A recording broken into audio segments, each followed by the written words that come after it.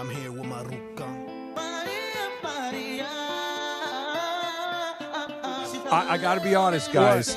Taboo from Black Eyed Peas is here. And I may just step out and let you guys continue the conversation you were having before. Out, yes. Because that was awesome. Geek mode. That is true. That was just awesome. Listening to you guys talk about comics and Marvel and wrestling and all, like, you guys just, bam, just done just like that. That was awesome. Thank you for coming in. Thank you, man. And, I mean, we could vibe out on Fernando Valenzuela all day, brother. Yeah. All day. We are absolutely going to do that. Thank you so much for coming in today. Thank you for having me. I'm shocked that he's sitting right here. Yeah. I've seen you on TV. I've seen you everywhere, and you're sitting right in front of me. So I'm marking out right now. You had me at Andre the Giant. That's my dude. Yes, Come on sir. now. Yep. You've seen him live. Yes. See, Wemby's here. Yeah, I I need know. to go see that for myself. Yeah. There's nothing like seeing Andre break the curtain and walk down the aisle to the ring. You can't believe they made a human that big. It's Exactly. wild. Facts. And I love the idea of, he was such a gentle giant, what he represented to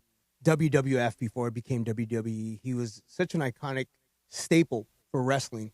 And I loved his love for kids, man. He was such an inspiration to the youth. And, I try to get a lot of influence from the earlier 80s wrestling where there was Jimmy Superfly Snuka. My name's Jimmy.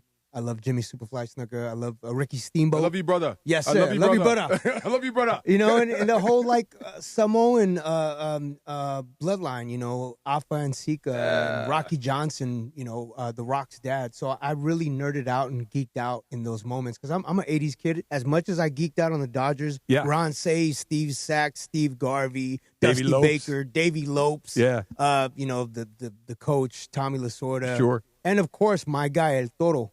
Fernando Valenzuela. We're going to talk about Fernando coming up in a second. And this was really cool. So when you were coming in, Taboo, and Trudell was headed out, you got excited to see Trudell. Let's just talk about the Showtime Lakers and what Los Angeles represents, not only from the Dodgers' perspective, but also for, what he represents to Staples Center. I don't call it crypto. Yeah, I'm with I don't call it crypto. It's Staples Center. Kind of have to, though. Yeah. Okay, do you get any money from crypto? I don't. I don't work for ESPN, although I do work for Disney because of Marvel. So I have to pause and think about it, but you're right. Yeah. So that being said, Trudell, he's just been like a staple, literally, because I remember Let's Get It Started was the theme for the Lakers, the intro to the season for many years. And when we put it out in 2003, it let us know that sports and our music was going to be hand in hand. And we just appreciate the love and support from the Lakers, the Dodgers, and all the other LA teams, the Rams. Yes. How to be biased, the Rams. Thank you. Come on now. What does it feel like? Obviously, you're born and raised in L.A. Yes, sir. East L.A., Boyle Heights. East L.A.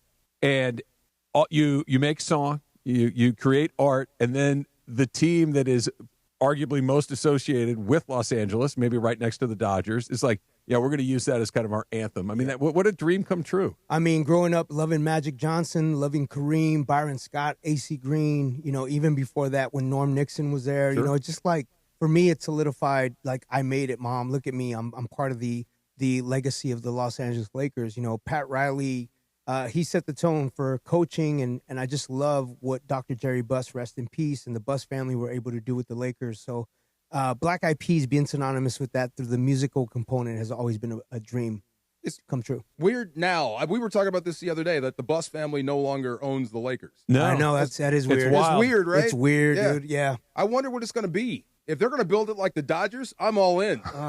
That means you're competing every year. I'm with that. Yeah, I would love to break basketball. As long as the ownership understands that the Latino community is a big demographic of the fan base. I don't want to get political, but I want to make a stance and say, hey, ownership, please, let's do better. Let's know that the Mexican community of Los Angeles really loves our sport teams, and we just want to be able to activate, advocate, and also just be supportive. So if we can do that, if we can have a team like the Dodgers made up of foreigners, Japan, Panama, Mexico, all these different countries coming together to win a World Series and show the solidarity amongst people, human beings, why can't we do that in our city of Los Angeles? I think we can, and I think they will. Because, like you just said, seeing the way that they've run the Dodgers, seeing how they have catered to a variety of different groups of Dodger fans. Correct. They're really good at building a big tent and saying, everybody come on in and let's have a good. I'm incredibly optimistic about what that's going to be, because we've gotten to see it for the better part of a decade with the Dodgers, and they really haven't missed many opportunities to do what you described. And I love that. You know, I love the idea of solidarity and making sure that we understand the mosaic that is Los Angeles and how many different walks of life and you know, the beauty that is the immigrants coming to Los Angeles and trying to, you know, make a difference for their families. And I get it. We must protect our borders. I understand that. But at the end of the day, it's the way we go about it with the whole ICE raid, hostile takeover. It was not necessary. And I hope that we can do better. And this is not a political statement. This is more just advocating for people as a human being. I have a big voice, bro. I have a big megaphone. You best believe I'm going to stand up and say something. I'm not going to stay quiet. I will activate. And some people have you know, they're kind of, what do you call it? Like cross, I guess you can say they're a little bit like on the fence with our song, We LA, advocating for the Dodgers championship. Some people are like, oh, you guys know what they did to blah, blah, blah. And we're like, well, we're not about the ownership. We're championing the jersey. We're championing Los Angeles, man. We went through some fires, ladies and gentlemen. I was affected by the fires. I'm in Pasadena, El Tadena. And there was so much trauma that came within that in our city of Los Angeles. And then the ICE raids happened, and we needed healing. We needed some form of therapy. Music is our way to express that. And we released East LA in June to be able to stand in solidarity with our immigrant relatives and our friends. And then we released We LA to show our love for our city of Los Angeles. Well, I think we know it's hard to please everybody. You know what I mean? It is. It's hard. But this is the one thing. It carries through all of your music. From the time I first saw you guys, the Black Eyed Peas, Where is the Love? Yes, sir. It's always about the people. Now, I was telling them, and I'm going to fumble this, but you guys were so hot at one point. You had a number 1 and a number 2 song at the same time. Yeah.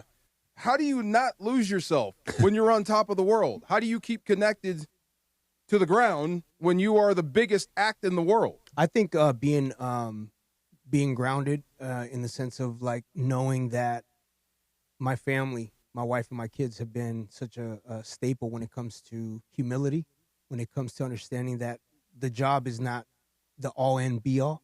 I'm a husband and a father, and I love being present in my kids' life. I love being the advocate for my community, my indigenous communities and my Mexicano communities. And with that, it's humility, man. It's surrendering ego and not allowing the fame and the fortune and all that nonsense, because it's a facade to get to me, because I had to go through my trials and tribulations. I overcame addiction. I've been clear-headed and sober for 18 years, and I championed that. And then I battled cancer in 2014, which were 2 different trials that allowed me to shed ego and really know what my purpose is and how to be a better version of myself each day, and try to just apply that, whether I'm being a better husband or being a better father or being a better voice for my communities. Taboo joining us here on the DeMarco and Trav afternoon show on 710. You mentioned him a couple of times. We've got to talk about Fernando and El Toro. Yes, sir. He's my favorite Dodger of all time. Yeah. And I, like you mentioned the guys, like, so I was born in 1971, and, you know, you kind of become aware of your team at 4 or 5 years old, and that's in the middle of Steve Garvey, Davey Lopes, Bill Russell, you know, Ron Say, that incredible Steve Yeager, that group of guys, and you're like, okay, these are my guys. This is my team. And then 1981 happens, and this dude shows up. Yeah. And he's a kid. He's 19 years old, doesn't speak a lot of English. And he took the city by storm. He did, and for sure. Everybody, whether you were a Spanish-speaking person, an English-speaking person, or anything else, like, I love this guy. And he just dominated for the better part of like a 5 or a 6 year window. Every time he took the ball, the city stopped to watch him perform. And this is a white kid growing up in L.A. that I could barely say Valenzuela with the first time I saw him. I don't know. And it's like, that is my guy. And I can't, and I've always been interested in, and I love hearing the story of what he meant to somebody that is Latino, that somebody that is Mexican American or Mexican. And you got to live that experience, Taboo. Yes, sir.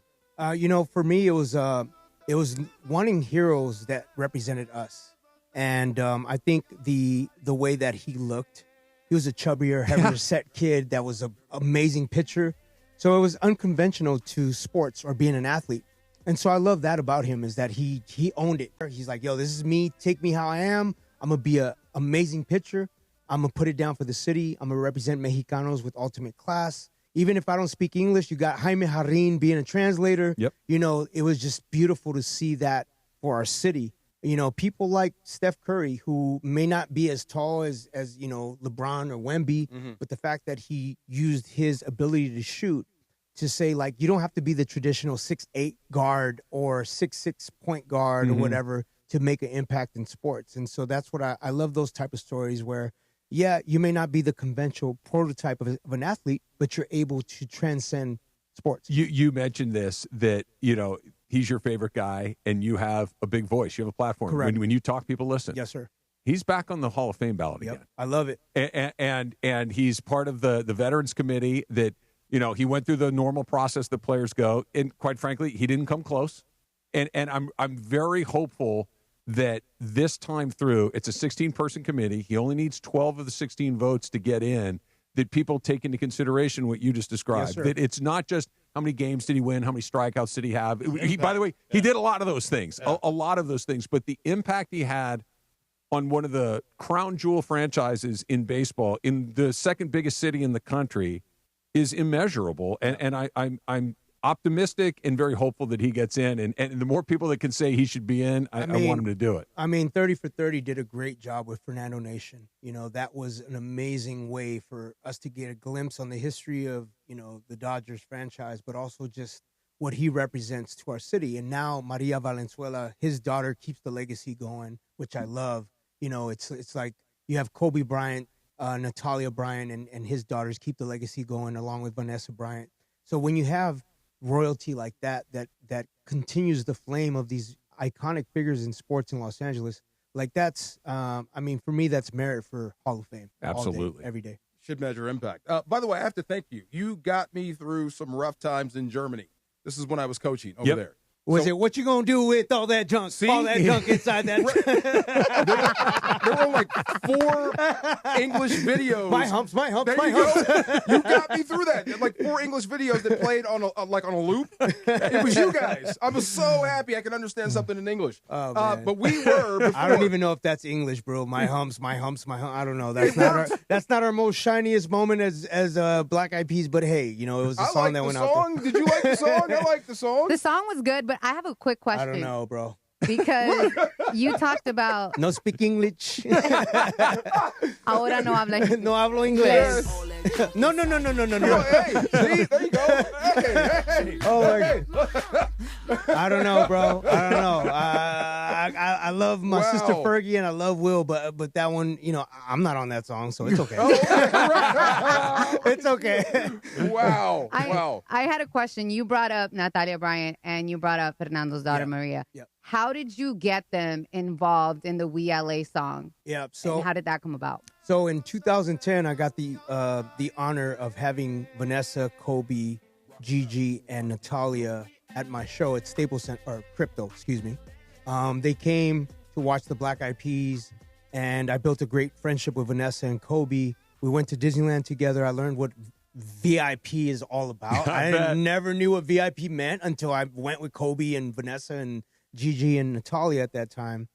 And we stayed friends, connected, even with the horrible tragedy that occurred. I still consider Vanessa my sister, and Natalia, that's family, and the girls. So I reached out to Natalia. I was like, hey, Natalia, we got this amazing opportunity to do a remix to East LA. I would love for you to represent in the video. She's like, Tab, done. Where do you need me to be? I'm there for you. So that was a quick call, and she answered the call.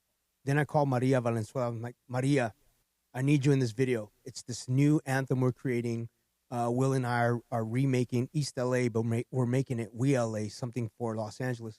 She's like, I'm there for you, Tab. So just friendship, you know, I consider them family. So the fact that they were reciprocating the love by being part of this video, it just, it means a lot to me. That's awesome. It really is. It touched me when you showed me the picture. I mean, it really does. But what other song should I not play? Was that a sarcastic? No, it really is. What other song should I not play from the Peas, though? I'm just making No, sure. that's just that one. I was being, just I was that being one? funny. Okay. Because you're like, I had my lowest point, and you got me through it. And I was like, yeah, my hump. You've been in different places, right? Speaking of Andre the Giant, you've flown to Japan before. Yes, sir. Love Imagine Japan. that big dude on a plane to Japan. Oh. That's what I'm saying, right? For 16 hours, Yeah. and you can't move, poor Yeah, guy. it's true. But you said after this, you were headed to a Comic book signing. Comic Yes. book signing. Yes. So you're writing a comic book for Marvel. Yep. You're writing Echo. Yes. Okay, I did not know about Echo and Daredevil Yes, until sir. today. Thank you. Yeah, when football took over, comics went out. Yep. But tell I me could about tell you've been a fan for a long time. huge. But I was geeking out about Echo. I cannot wait to get in. Tell me about writing Echo. Yeah, so the whole Marvel journey, let me just tell you, in 1994 and 95, I worked at Disneyland. What'd you do? Picking up horse manure and picking up behind trash. yeah, okay. You know, but I Sure. was dealing with a lot of crap back then. So, hey, it was a fits. job, dude. It was a job. Yeah. Literally. 94, 95, literally. Yeah. 94, 95, working at Disneyland, learning how to be part of a corporate structure. Shout out to Disney. Being on point, being prompt, making sure that I have some money in my pocket to be able to facilitate my dream. And in 1995, I joined the Black Eyed Peas with will.i.am and Apple. So during the day, I was at Disneyland. At night, I was performing with the Black Eyed Peas. Now, fast forward 2025, starting 2020, I started writing for Marvel Comics. And along with my MVP, I call him the MVP, my co-writer, B. Earl, we've been able to write some amazing books from Spider-Man to Echo to Daredevil to Werewolf by Night. We have a Blade story coming out, which is really dope. I love that one. Yes. And we just did Hawkeye not too long ago. I'm so hurt they canceled the movie. I know. I'm so hurt they canceled the new Blade. Yeah. Why did they kill that? I don't know, man. Yeah. The MCU is different than Marvel Comics. Oh, my God. Yeah. I wanted to see that movie so bad. You wrote a Blade? We wrote a Blade. Can yes, you sir. send me the book, please? I will. Yeah. Let me get or your tell me where contact, to find it. PDF. I'll send it to you, bro. Done. Yes. Blade is like my favorite character. I want to go back real quick, Yep. Taboo, to you're working at Disneyland and Yes, you sir. guys are starting the Black Eyed Yes, Peas at the sir. same time. Yep. Was there ever a moment where they crossed where, like, you're working at Disneyland and somebody goes, yo, dude. I saw you on stage last night at Moguls. Right. No, actually. No? Never had that. Okay. But it did teach me how to balance, like, my dream, holding on to my dream. Because I knew I had to facilitate. I was a young parent, by the way, and in no way am I condoning young pregnancy or teen parenting. I had my kid out of high school, and I knew that I had to get a job. So I went to Disneyland to work, and I fulfilled my dream with the Black Eyed Peas. And then, fortunately, we were able to get a record deal after 3 years of struggling and trying to make it. But I always had a special place in my heart for Disneyland. What's it like when you're grinding it out? Like you mentioned, it's 3 years before you get a record deal, right? And like, DeMarco and I spend all this time talking about sports, and, you go to the minor leagues or you go to these other things, and you're The just G like, man, League. yeah, I don't know if it's ever going to happen, but I'm just going to keep chasing it. I'm going to keep chasing it. What about when you're chasing the music dream? Like, is it always just feel like it's one step away, or is there times where you're like, man, this is never going to happen for me? I've been part of an amazing championship team, and I look at will.i.am like Michael Jordan, Magic Johnson, Kobe Bryant. He's such a great leader for Black Eyed Peas. What he did as a teenager to put belief and instill belief in myself and Apple the App, who came from the Philippines in 1989. will.i.am was the first person he met. And he's like, yo, we're going to figure it out, App. Don't worry about it. He told me the same thing. Tab, we're going to figure it out. And when people were like, I don't know, Black Eyed Peas, black guy, Filipino, Native American, Mexican, I don't know. Yeah. I don't know if it's going to work. We doubled down on ourselves, and we said, you know what? F that. Let's continue chipping away at our dream and our aspiration of being on a big stage, going from my grandmother's living room in Los Angeles to, fast forward to performing at the Super Bowl in 2011. Yeah. It's amazing. Boom. From a living room to a Super Bowl, ladies and gentlemen. Boom. In your wildest dreams. Right. Hey, you know what? Dream big, believe you can achieve. That's what my grandmother always told me. And Yeah. I always knew that if I really got with people that were like-minded, they always say, like, if you're surrounded by 5 people that are motivated and inspirational and are chasing their dreams, then you're going to be like them, Yeah. right? Choose your 5 friends wisely. So I was surrounded by a great group of friends, and our friendship turned into Black Eyed Peas. I a get real thing. like Yeah. chasing the dream. Like, hey, we'll get a record deal. We're gonna Our do it. song will be on the radio. We're going to do it. The Super Bowl, like Yeah. that is just beyond The world. I Yeah. mean, that's everything for a Yeah. musician, I would imagine. And it was something, I credit all the females that have I want to take time to acknowledge Kim Hill, who was part of our first two albums, Behind the Front and Bridging the Gap. She was a young lady from New York, and she performed with us in Los Angeles when we were coming up. Then we performed with Macy Gray, who then became Macy Gray. Yes. We also performed with Noelle Skaggs. Well, actually on record, she was part of the record. Terry Dexter, Debbie Nova, and then we got to work with Stacey Ferguson, a.k.a. Fergie, and that's the one that everybody gravitated to. But we've always been championing the idea of collaboration with females, and we appreciate the matriarchs that have allowed us to dream big and that have been part of our journey. And now we have J. Ray So from the Philippines that Apple Diab discovered in the Philippines. Where'd that creative bug come from in you? My grandmother. Yeah? All day, every day, man. What is she, artist? What does she do? She was just a dancer, not a professional dancer, but every time she would have a cane. She had a messed up leg, but every time the music would go on, she would throw her cane and she would start dancing. So that fire and the flame to dance was something that inspired me. Like, oh man, my grandma, she got a messed up leg, but once the music comes on, she's dancing. Yeah. And then the leg goes away, like the messed up leg doesn't exist anymore. Right. So I love that about her. I love her advocacy for indigenous communities and her love for Jerome, Arizona. She was never an LA person, by the way. So this East LA song, she would have been like, Jim, I don't know. You should have made it about Jerome, Arizona. Arizona. She would not have liked the East LA joint. Wow. So does one feed into the other, like going from music to comic book writing? Is it all the same thing or different? It's storytelling. Yeah. And it started in my backyard with wrestlers. Yeah. Battling, making these worlds. Yeah. Okay. With G.I. Joe. toys. G.I. Joe. G.I. Joe. Creating setting stories. up army men. Yep. Yes. All that. The little backyard. green army the little guys. green army men. Yes, I know what you're talking about. Yeah. Yeah. Setting it up, being in my backyard. Like, why does Cobra have to fight G.I. Joe? Why can't G.I. Joe be along with Cobra? Wait, now this guy's going to go against this guy. So I just created this world not knowing that I was going to go into storytelling, which in turn started with Where's the Love, which is a song about a situation on the heels of 9/11. We wanted to write a narrative on the questions we had been asking about what was going on with where's the love within humanity. Yeah. So that was a story within itself. What year was that? That was 2003. 2003. But we wrote it in 2001. Trying to think where hip hop was then and when that song came, because it popped through. Like Yes, you sir. didn't hear this from anyone else. Yeah. And it was so good. Thank you. Was that intentional? Nothing's intentional Yeah. for us. We write from the heart. The thing that you hear is our friendship, whether we're creating music or comic books or animation. I just love jumping around and being creative. Yeah. And something that is so innate to us as storytellers, it just naturally comes out. It's organic. It's not like, hey guys, we got to make another Where's the Love? It's like, no, Right. we just rock the way that was. It was meant to be that. And then you have songs like I Gotta Fill In, which we didn't think was going to be a hit. We just thought it was going to be a college anthem. Yeah. We're like, oh, cool. I got to fill in. Tonight's going to be a good night. Oh, that's a cool sentiment. Yeah. College joint. But then sports and parties, bar mitzvahs, weddings, quinceañeras, debuts, everything. Everything. Yeah. Life. Right. Yeah. Right. I mean, it's just whatever you're getting ready to go do, let's go do it. Let's have a good Limos, night. Right. Gentlemen's clubs. Whatever it Tonight's takes. going to be a good night. Whatever it takes. Tab, it's been a Yes, real sir. pleasure. Thank you, brother. Thank you so Appreciate much you for guys. coming in here and sharing all of this stuff. And you had both of us, man. You had him with wrestling. You had me with Fernando. Yes, sir. It was, So deep. this was an easy one, man. Thank you. And Appreciate please, it. I want to say one more thing. Please follow my podcast. It's at Taboo's Comics and Kicks. We have amazing guests talking about storytelling, comic books. Yeah. We talk about toys and collectibles and nostalgia of 80s movies and sports and just everything that we grew up on loving and appreciating. What's your favorite 80s movie? Back to the Future. Let's go. Okay, there you go. choice. There you go. Great choice. Great choice. Will you please come back someday?